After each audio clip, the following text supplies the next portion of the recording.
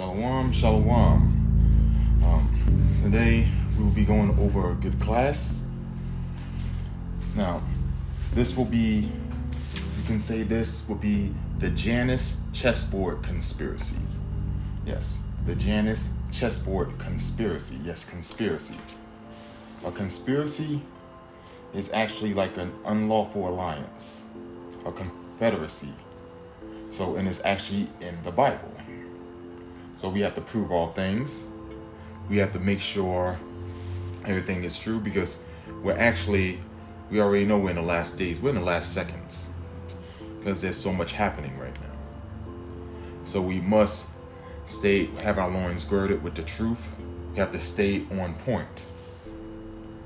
So first we have to understand what's really going on. Because all throughout the world, you have wickedness, you have lewdness, you have destructionness. Why? Because you have this group of people that's controlling it. These wicked, evil people that's actually running the world. And yes, it's a big conspiracy. And it goes back into Janus. Janus was the so-called Roman god of doors. We're going to get into that later. But let's understand what these nations are planning. Let's go to Psalms 2 and 1. Psalms, the second chapter and the first verse. Let's see what that says. And it says, "Why do the heathen rage and the people imagine a vain thing?" So it says the heathen are raging and the people are imagining a vain thing. So it's like a conspiracy happening. A whole group of people, like an alliance, is coming together. An unlawful alliance is coming together to discuss something in the dark.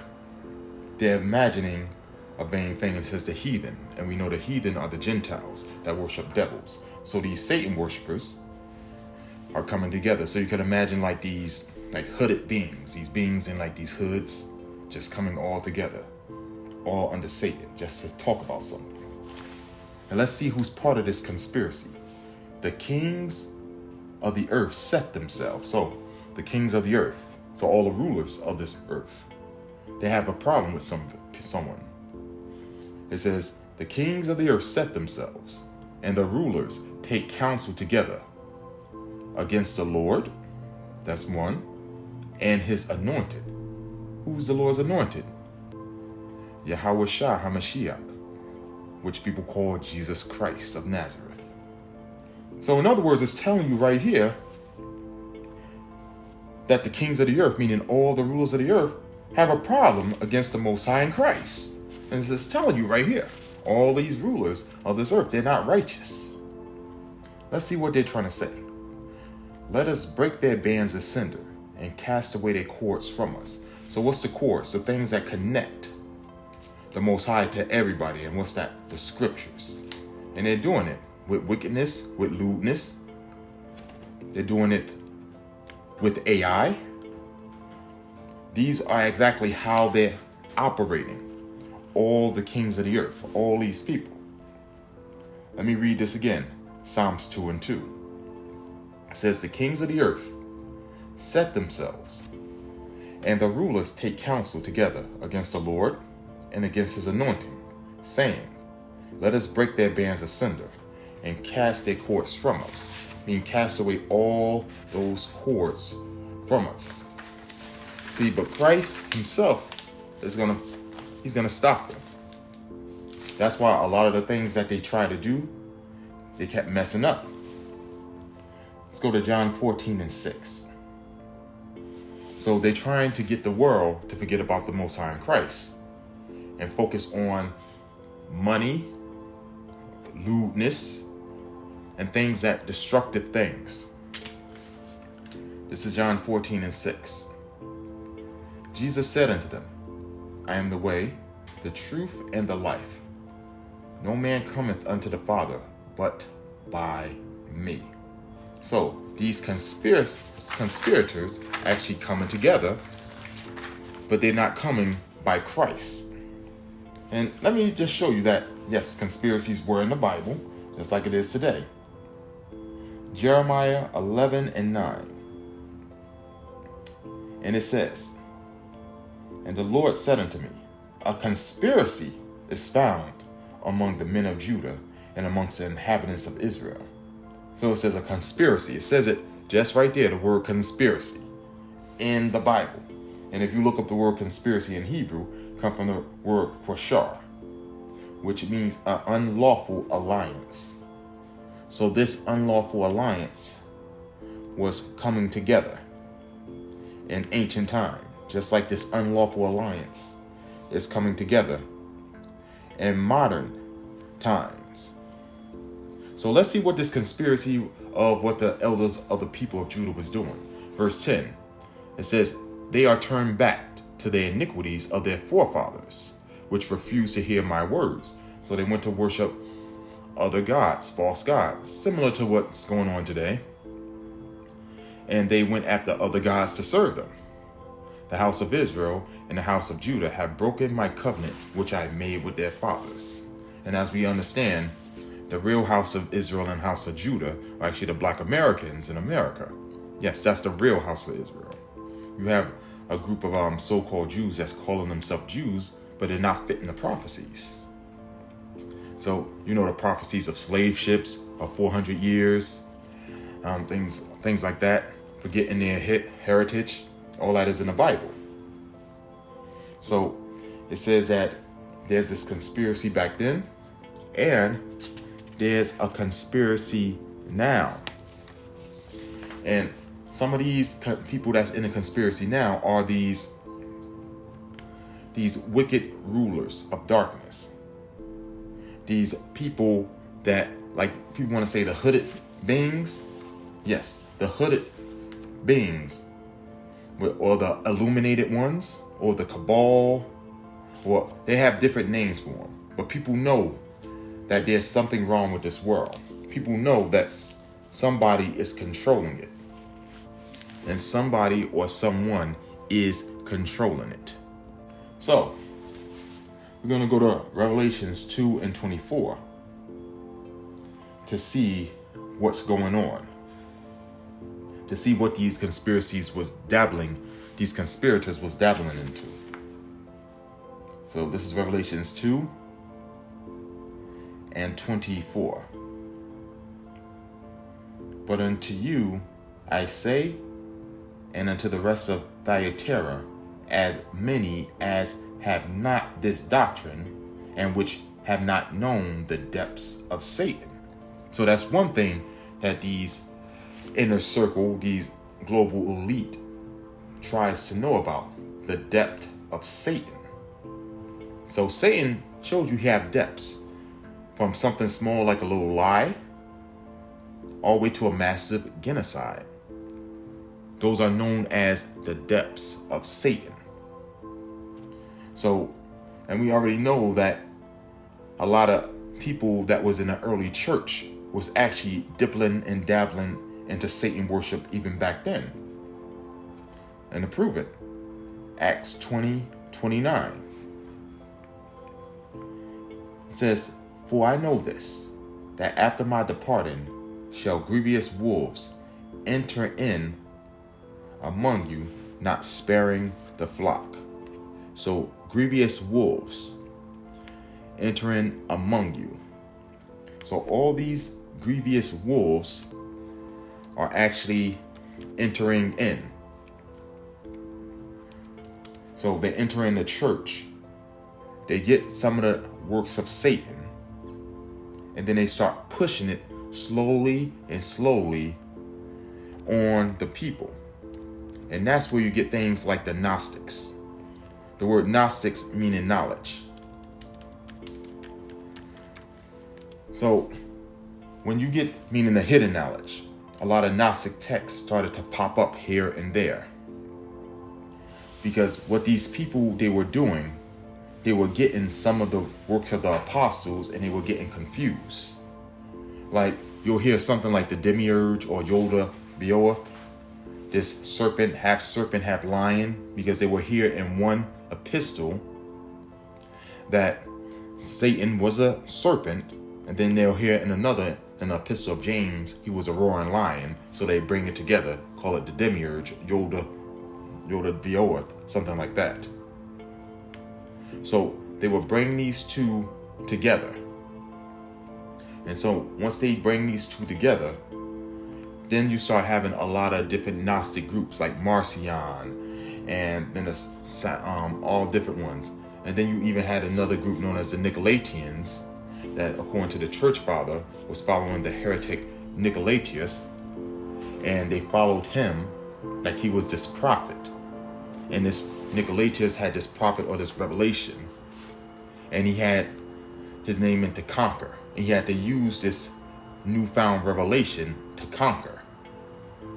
So, and Christ himself said that he hated that doctrine, this conquering doctrine. He had to get rid of it. It was going to come back later, and it was going to come back under another name, where another prophet who had the doctrine was calling himself the last prophet and had a doctrine to conquer.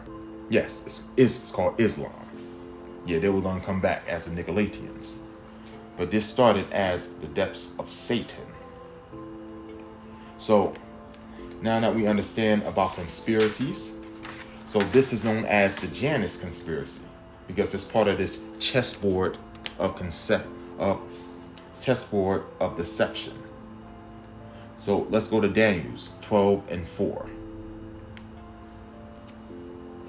Daniel's 12th chapter 4th verse. All right, so this is Daniel's 12 and 4. It says, "But thou, O Daniel, shut up the words and seal the book, even to the time of the end." So all the way to the time of the end, the book was sealed. "And many shall run to and fro." So when it says sealed, meaning some of the prophecies people wasn't going to know until the time of the end. Now that's why a lot of prophecies that we're seeing, we now know. And it says, "Many shall run to and fro." So it's talking about transportation. That's why it says run. You're moving at a fast pace, because they're able to go throughout the earth faster than usual. No more just horses and buggies. No more just ships that people getting on planes and things like that. "And knowledge shall be increased." Not just regular knowledge of the scriptures, but even earthly knowledge. I mean, look at what we're on now. Look at the internet. I mean, look at the computer system. Look at all these cities. Knowledge has been increased. So this is part of that chessboard of deception that Satan himself is pushing. He's trying to use the dragon is trying to use this chessboard of deception. That's why you also see a lot of people there like leaving the faith. When I say people leaving the faith, I'm talking about like regular Gentile. Like you have a lot of so-called Orthodox Christians. They're leaving the faith to be Nicolaitans, which are the Muslims. They want to be Muslims. Because why? They're looking at all these Muslims and they're in power. And they're saying, wow, look at that. They're doing this and that. So, and it's already saying that in the last days, people were going to do that. Let's go to 1 Timothy 4 and 1. I mean, you have videos of these European ministers who were supposed to be European Christian ministers just leaving their so-called religious belief to be Muslims. Yeah, there's videos on that.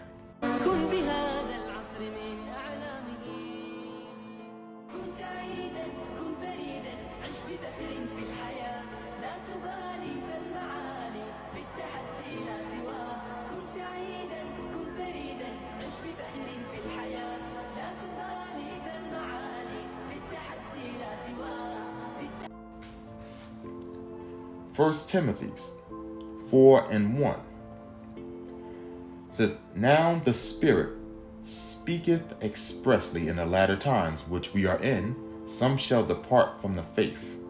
The faith is the scriptures. "Giving heed to seducing spirits and doctrines of devils." So they're going around with that Nicolaitan doctrine that started off as a Gnostic doctrine that was part of those grievous wolves. And they hearkened unto it. So they want to be Muslims now. So they left that. So you have a lot of this wildness that's going all over. See, what the nations are doing, they worshiping devils. So they're bringing all the devils that was in old right back again. Let's go to Psalms 96. Psalms, the 96th chapter. And the 4th verse says, "For the Lord is great and greatly to be praised. He is to be feared above all gods." So, the Lord God of the Bible. So, above all gods. So, the Lord God of the Bible, because as you know, if you want to know, the God of the Bible and the God of the Quran are totally different. And even the word God itself. The word God itself means powerful ruler. That's why they say powers. There's many gods, but there's only one most high. There's many gods. You have the gods like the powerful rulers, and you have the false gods, which are the idols, but there's only one most high God, also known as the living God. Even the rulers who are called gods aren't called living because they have an expiration date on them. So, and there's two words also in Hebrew for the word God. One is Elohim, where they get Elohim, and the other one is Aliyawam, which means most high. Only the Lord God gets that title. And the reason why, because you'll hear people say, like mainly the Nicolaitan Muslims like to always say the God of this world. It says the God of this world is Satan. Well, when you think of it, the powerful ruler of this world right now is Satan. This is Satan's kingdom. So, but they stumble not knowing the scriptures. So, we back at Psalms 96 and 5. So, it says, Psalms 96 and 4. "For the Lord is great and greatly to be praised. He is to be feared above all gods. For all the gods of the nations are idols," the idols. "But the Lord made the heavens." So every nation's God is an idol. And let's see what stands behind these idols. We're going to go to 1 Corinthians 10 and 20. 1 Corinthians 10 verse 20. "But I say that the things which the Gentiles sacrifice, they sacrifice to devils, Right. and not to God." So, like the brother Ezekiel was, my new reader, have said, the things that the Gentiles sacrifice, they sacrifice to devils, which are the false gods, not to God, not to the Most High, the true and living God. Keep going. "And I would not that you should have fellowship with devils." So, it says, I would not that you would have fellowship with devils. So, what is fellowship? Fellowship is an unholy union, or unholy alliance, or a conspiracy on this chessboard of deception. Yeah, this is something big about what's going on. That's why you have a lot of craziness that's going on all over the earth. Because they want to follow the wickedness. They want to follow pleasure. They want to follow lewdness. And they want to make themselves spiritually unclean so they can stay in darkness. And when you're in this darkness, people love to stay in darkness. Darkness is supposed to, it makes people feel good for some reason. Because remember, the Most High says the Most High is great and greatly to be praised. He is to be feared above all, like we just read. So, and about this darkness, let's go to John 3:19 to show you that what this darkness is about. How deep is this darkness? It's not just your normal type of darkness. It's a wicked type of darkness. It's a darkness that can be felt. And it's going to tell you exactly what this darkness is. So John 3:19. John 3:19. "And this is the condemnation, that light is come into the world, that men love darkness rather than light." So right there, it tells you, men will love this darkness. The darkness is sin. It's the wickedness that's going on throughout this whole earth. It says, men love this darkness rather than light. Why? Keep on going. Because their deeds were evil. Because their deeds were evil. Let's go to 1 Thessalonians 5 and 4. So it's talking about deeds, wicked deeds, and how people are going to enjoy doing these wicked deeds. They're going to enjoy the worship of Baal Peor. The worship of Baal Peor is the worship of, corn or porneia, things like that. There's actually a video where we talked about that. They're going to love to do the works of the Nicolaitans. And we know those are the Muslims. They're going to love to worship people in high regard, like in politics. They said, hurry up and vote, hurry up and vote. Yes, they're going to love these concerts where they worship these celebrities. They're going to love cussing. Yeah, love to cuss. Cuss. People, they don't even make mistakes anymore. They just do it for pleasure because it feels good. People love darkness rather than light. 1 Thessalonians 5 and 4. 1 Thessalonians chapter 5, verse 4. But ye, brethren, are not in darkness, that day should overtake you as a thief. So we're not in darkness because we stay in that darkness in our sinful deeds, and that day overtake us. Something's going to happen. So when it says that day overtake us, meaning you never know when it's your time. Because if you die in your sin while you're in that darkness, there's going to be a little problem. You won't have, because once you die, you go into that sleep, like it goes into that rest of sleep. And then you can either have that nightmare or that blissful sleep as you await your resurrection. And people want that blissful sleep when they go to sleep to await that resurrection. Because if you go to sleep and you start beginning that nightmare, that's where you be seeing all those weird near-death experiences where people be saying they come back and they see all these demons with the teeth, and they see all this burning lava, this pit and all that, and people crying, and all the smells bad and everything. They have to live through that nightmare because they died in the sins, and the sins is on them, and they are departed from Christ. So when people die, they go to sleep, awaiting their resurrection. But it says, blessed and holy for those that get the first resurrection. The second resurrection are for the wicked people, like the Nicolaitans, which are the Muslims, the atheists, the Satan worshippers. They have to go through that second resurrection. They already lost the faith. So keep going. Go to 1 Thessalonians 5 and 5. Next one.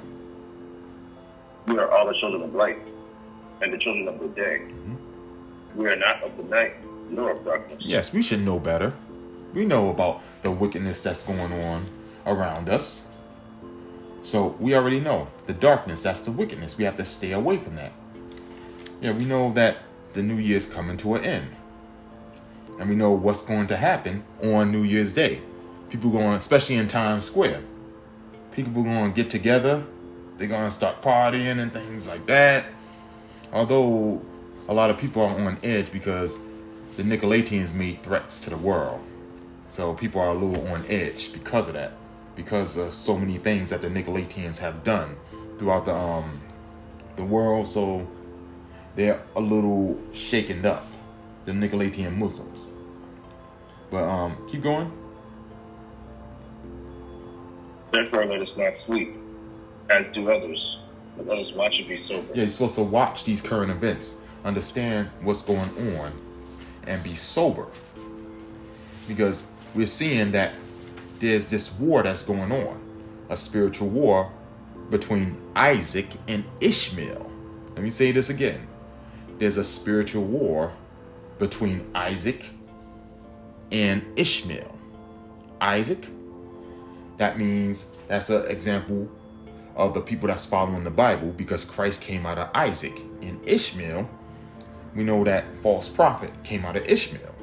And if you look at it, for some odd reason, the people that follow after that false prophet, they have a problem with the followers that follow after Christ, who came from Isaac. That's why in Nigeria, they were killing the believers, the so-called Christians in Nigeria, and burning churches. These are wake-up signs. They was doing the same thing in Sudan, same thing in Ethiopia. Same things in parts of the Middle East, like parts of Asia. They're doing these things. They're like attacking the people who have anything that have to do with the doctrine of the Bible. And they're doing it for a reason. Because of this war that Satan is pushing. This war of darkness. So like it says, those don't be asleep like others, because let us watch and be sober. Go to 5 and 7. For they that sleep in the night. So those that sleep, they sleep in the night. For those that sleep. So we already see what's going on. That's why it says to watch and be sober. I mean, look what happened in Australia. You had one of those people in Australia was near in a beach, and then you had a Nicolaitans. Some Nicolaitans came and just started shooting them up. Yeah, and it says they killed 11 people. Yeah, there's a video on that where you had these Australians just sitting down, just cooling the beach, and bam, bam, they just start shooting. To show you that these Nicolaitan Muslims, there's a problem with them. And even it was just another video. There's videos that show that, and there's also another video that shows another side about what happened in Australia. There shows a video where it was one attacker who was shooting, and then you had a guy who's supposed to be a so-called Nicolaitan Muslim running up to the attacker, and he's taking the weapon. So he's to stopping them. So, and he himself was a Muslim. But when you look at the video, that video looks kind of staged. And the reason why I say it's staged, because if you ever see that video where it says a Muslim attacker attacked another Muslim, number one, the camera is there getting it all. Like all eyes on him. So this camera is right there getting everything. That's number one. So, and he's running towards him. He hides behind a car, then runs towards him. And when he grabs the rifle or something like that from him, it's like the guy who has it isn't putting up a fight. So when you know about people who are armed and someone attacks their arm, they will fight for their life for you to get off their weapon. This guy isn't. So it's like a little stage. I don't know. It's just looking at this video. And then after he takes it, it's like the Muslim guy just puts his hands up and walks away. And then the guy becomes a hero. And they said somehow later he got shot in his leg or something like that. So it seems like these Nicolaitans are playing both the good and the bad at the same time, because there's a doctrine that they have called Taqiya. Taqiya is a doctrine that allows them to lie. You can find more information on that on the video of Mamdani. It's on the YouTube channel. It's Mamdani. It goes into him and the Taqiya and how he was using that to lie his way in so he can be the mayor of New York City by using Taqiya lies. And Muslims are able to lie, and it's called Taqiya. So in seeing that part, what happened in Australia, it seems like that's what was going on. But you have a lot of wildness that's going on. But back to this chessboard of deception. Now, this whole Janus thing. The reason why I say this is a Janus conspiracy about Janus, because Janus talks about change. That's one thing that when you look at Janus. Now, when you look at these people that's uniting all around the world, all these like world leaders and these religious world religions and things coming together, as we read before in Psalms 2, is not for the good, it's for the evil. They had a problem against the Most High and Christ. That's the reason why they came together. It's not for our benefit. So, and what's one of the things they're doing? They're trying to push this whole notion of Janus. Now, there was 2 times that heathenistic people want to bring all the people around the world together. One was by Nimrod. You can find that in Genesis. And another one was by Antiochus. That's in the Maccabees. They want to bring things together, but it seems like they're doing it again. Now, when you look at Janus, I want to just show it. Janus And you look at and you see like the his face. He has two faces, one in the front, one in the back, and he's supposed to represent the god of doors, of passages, of time, and he also holds keys. And he was raised up and made popular by Julius Caesar. Now, he was the one that represents the beginning of the year and raised by Julius Caesar, because Julius Caesar himself, after he died, it seemed like he became a so-called Roman god, a false god, because he's dead. And so they made an idol after him. So, but you see a lot of Roman coins with Janus on it. So when you look at these Roman coins, you see Janus. Janus is someone important because he represents change. He's representing not just change, but something that existed in the past and is bringing it to the future. So it's like he's changing what's here now by bringing something, an ancient evil that was suppressed a long time ago. And through this portal of Janus, they're trying to bring it here. And what's that? The way of Rome. And when I say Rome, I don't mean the Roman Catholic Church Rome. I'm talking about pagan, nasty Rome. What was going on in Rome? Bathros, freedom of sexuality. That was another thing. A lot of different cults. That was another thing. And also a very, very cruel military. So, and also the worship of Caesars. So these are the things that was going on. A lot of wickedness. So when you hear like a video, like a historian that would like talk about Janus, that there's a video on that. Today I'm bringing you a video on Janus. A purely Roman god, as he has no Greek counterpart, is a god of a great many things, and I mean many things. He was the god of gates, passageways, doorways, all between places, beginnings, endings, time, duality, conflicts, transitions, birth, journeys, trading, exchange, and even shipping, death, mourning, as in the time of day. He was also the god of the middle areas between rural and urban spaces, adulthood and youth, and civilization and the uncivilized.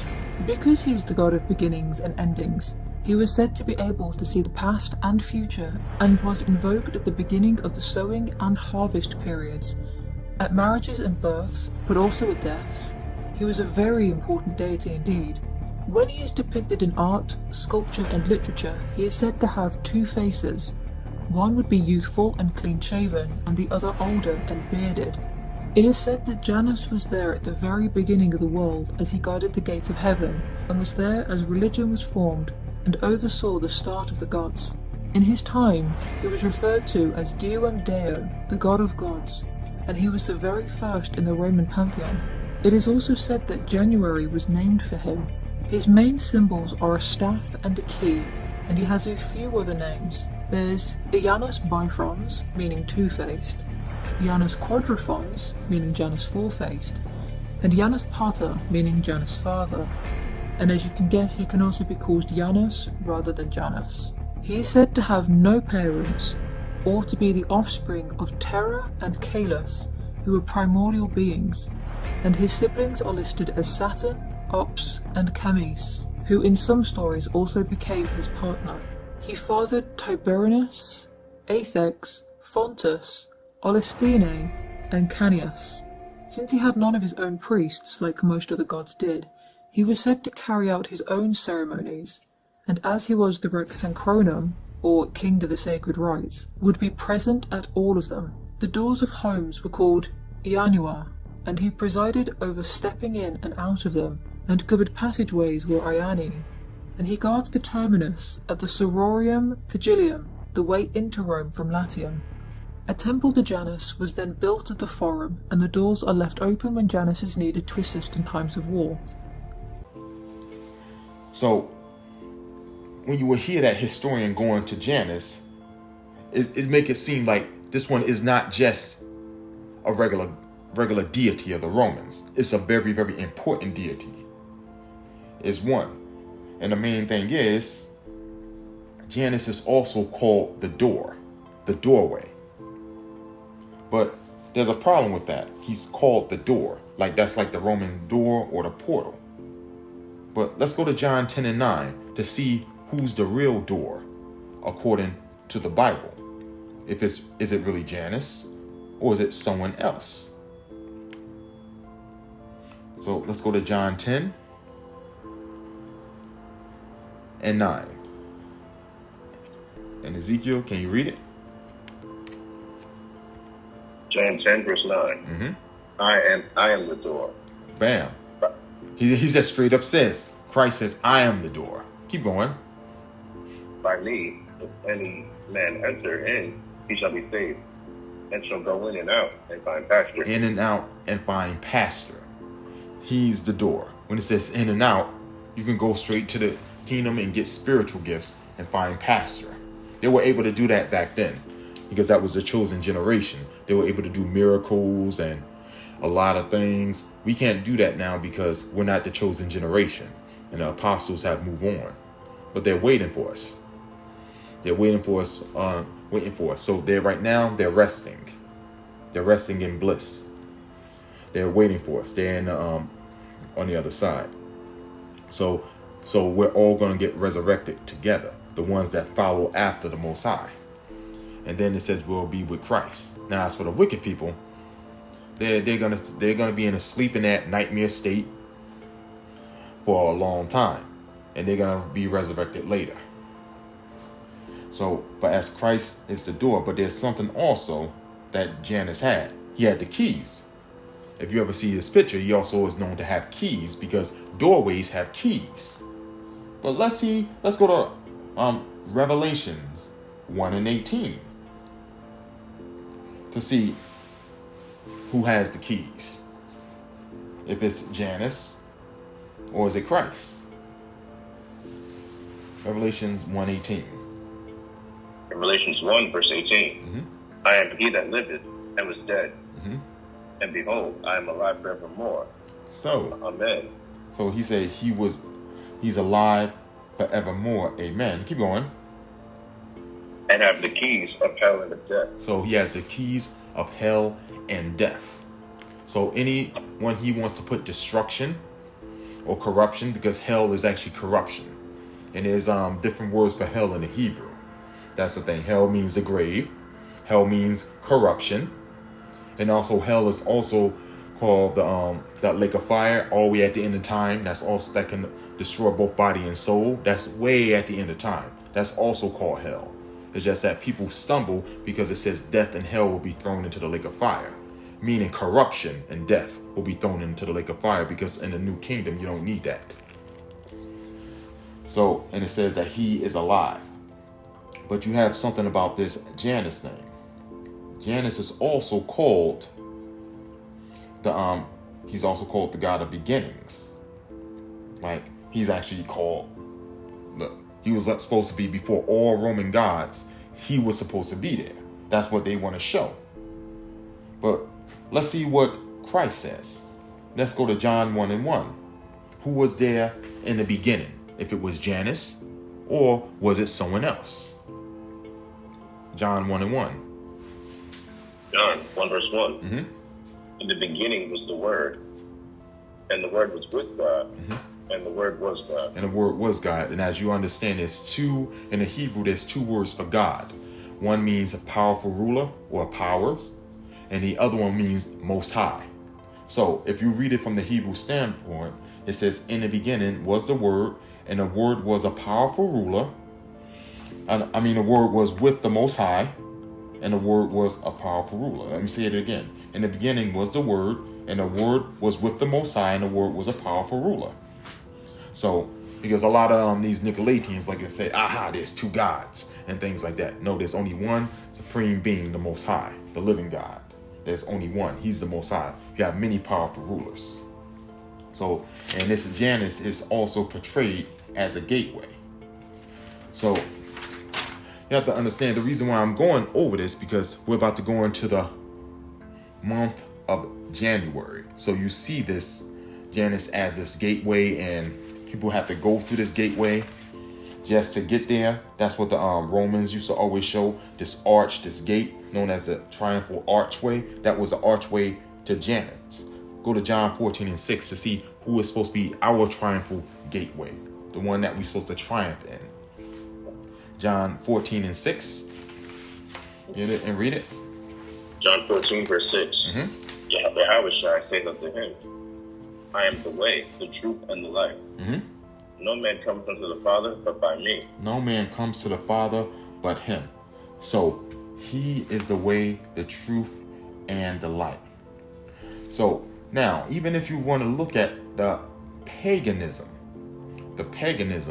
with all this, the whole New Year's thing. When you look at, let's just look at the months, the name of the months. So when you look at January, that's Janus, as we talked about. It's supposed to be the god of the doors. Then you go to February. February is named after the Roman festival of purification called February. So it's a purification day. March is named after Mars, Roman god of war.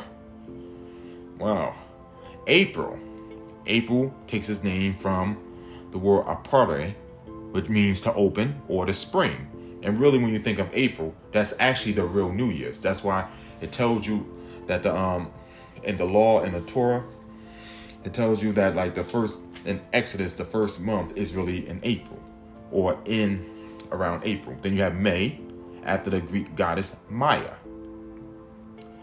And then you have June, after Juno, the Roman goddess Juno. So these are all false gods. And here we have the interesting one, July and August, from Julius Caesar and Augustus. So that's where we get those two Caesars in there. Now we're going to go and get the confusion of numbers. September, October, November, December are numbers of 7, 8, 9, and 10. September 7, October 8, November 9, December 10. So that's really, if you want to look at how the days of the years are. So, and you already have this, the months of the years are.